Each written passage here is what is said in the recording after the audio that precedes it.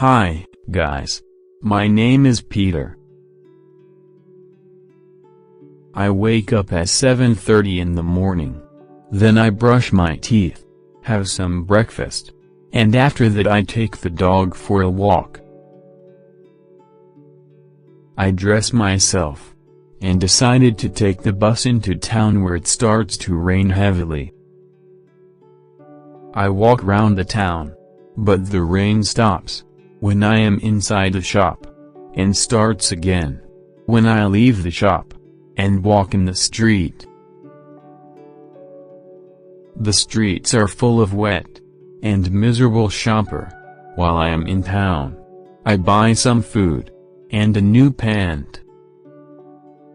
I arrive at home, and I am wet from head to toe. I start to sneeze, and I can't breathe through my nose. I dry myself with a towel, and eat some lunch, and have a cup of tea.